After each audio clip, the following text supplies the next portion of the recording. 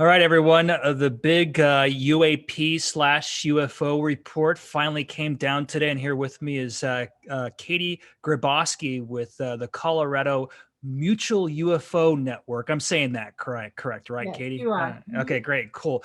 So this report, as expected, kind of outlined that the government is really inconclusive about UAP sightings. It said that there were 144 sightings that it analyzed, and it could only really identify one of them as a balloon that was like deflating. And so the rest, the 143, are just unexplained. What are your thoughts? It's exactly what we were expecting, but it's exciting time for us. I mean, already it's like time to get busy. It's really what we expected. Not explosive information, but 143 that are left, unknown. So the door's cracked open. It's time to get busy. It's time to really start looking at these things. And I'm pretty excited about the news, Yeah. actually. Yeah. Yeah. The report also outlined several other things that really jumped out at me. Number one, it really addressed the stigma among pilots that pilots have faced that prevented them from coming forward out of fear of being admonished for reporting sightings. What are your thoughts about that?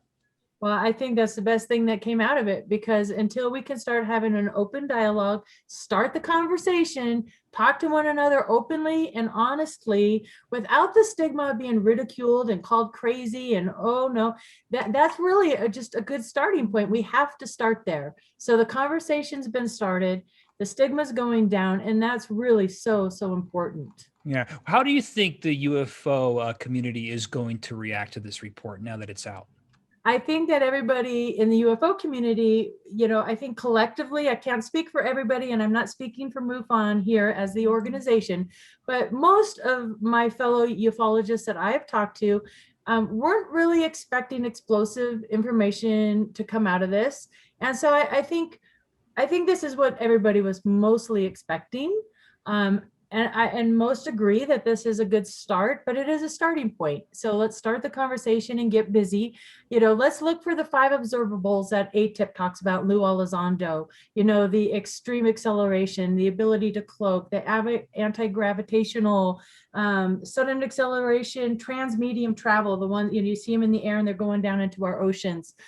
So I think, we're going to get a lot of reports, and people are going to take a serious look at what's happening in our skies. And it sounds like the government now wants to standardize reporting across the military and other government agencies. And I would imagine a lot of people in the UFO community are probably saying it's about time that Mhm. something like this happens. Right. I'm losing my job. Once again, they're going to take the reports, because we kind of took over in 1969 when Project Blue Book stopped taking the reports. So there goes my job. No, I think, whoever you see, if you ever see something unusual in the sky, report it to somebody. It doesn't matter who, so long as the information is getting out there and it's being shared and it's being taken seriously and looked at. Again, we can explain a lot of what we see out there, but it's really fantastic that they're admitting that, hey, we don't know what everything is that we're seeing. So So this afternoon, when this report came down, I actually reached out to Colorado Senator Michael Bennett, okay. who sits on the Senate Intelligence Committee, and he says in this statement through a spokesperson, Michael is greatly concerned about the unidentified aerial phenomena, including sightings across Western states. Getting to the bottom of these phenomena is a national security imperative, which is why the Senate Intelligence Committee, of which Michael is a member, led the efforts on today's report and will continue to push for additional answers. Interesting response from a U.S. Senator there about this report. What's your take on that? Absolutely. Just today, Colorado MUFON received a report of some activity just over NORAD. And as you know, Buckley out here was just renamed the Space Force. So, the fact that these unidentified objects are flying over our military, our bases, it is concerning. And I'm really happy that we're going to start taking a close look at what these things are. Personally, I believe if they wanted to do something negative to harm us, they would have done it a long time ago. So I'm hopeful that it's nothing to be really that fearful of. If anything, I'm hopeful, like many do, that if humankind is going to hurt each other, that hopefully they will put an end to that and at least save our planet from nuclear weapons or whatnot. But yeah, it is concerning that we have unidentified objects that we don't know where they're coming from flying over our military installations. So Yeah, I think this report, and I've talked about this with other people online. Essentially, the U.S. government here is giving like a big shoulder shrug.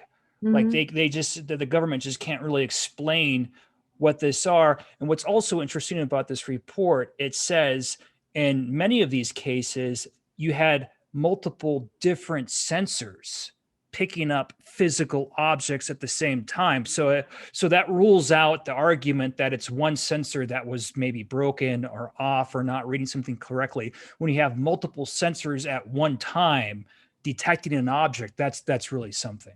That really stood out to me too when I glanced over. Now, I haven't had time to look over the full report with a fine tooth comb, but what you just said really stood out to me as well. That is so important that multiple sensors are picking these up, and our technology is forever advancing and advancing quickly. So we're going to have more and more ways to really take a good look at so many of the physics around these unidentified craft. Okay, what do you think is next now, Katie? I mean, you got this report. It was actually a preliminary report. The government still wants to catalog and organize these sightings. It wants to diminish the stigma among pilots. What's next? What I would like to see happen, we've been collecting reports since 1969, Project Blue Book, really since 1947, right? The big Roswell event. I would like to see all this data put into a large, large database where we can have a super, super smart computer just really go through and sort through the data. Data. I know we have so much data and people say, oh, we have too much. What is that going to show? But really, it's time to start the conversation, to look at the data, let the computers really analyze and look at it, because you could spend your whole lifetime going through books and reports and articles. And so it's time to pull all this information together, start the conversation, get some transparency through even though it's just a little bit, it's a start. So I think we have a long way to go, but it's good news. Yeah, you could see online that this report was trending. It's still being talked about by mainstream media outlets. Major networks are talking about it. The Associated Press, NBC News, CBS News, a lot of the major networks. Do you think this report will have an impact on just society overall and people's viewpoint on UAPs, UFOs? That's a yes and no question. I think worldwide we're getting attention, even in the UK and Sweden, and already my email's blowing up. So it's great. It's getting United States is getting worldwide attention with this news. So I think it opens the doors elsewhere. But I also think most of us really have to get up in the morning, get the kids to school, go to work, go to the grocery store. And there's been times that I've gotten some really interesting information and it's really mind blowing. And yet I find myself going, well, I still need to stop and get coffee for the morning. So that's just life. Yeah. So we all have to just get up in the morning and do what we do. I think it is huge news. Like the government's coming out and saying, look, we don't know what's flying around out there. That's pretty big news. Yeah. But yet we have to live our lives day to day. So it's kind of a yes and no answer from me. Yeah, life goes on here on Earth, no matter what. Well, right, Katie, thank you so much for talking with me, and let's keep in touch about any more developments as the government continues to catalog UAPs. Thank you for your time. We need to keep pushing them. Let's keep asking and let's keep after them to get that information out. So thank you for having me. Thank you, Katie.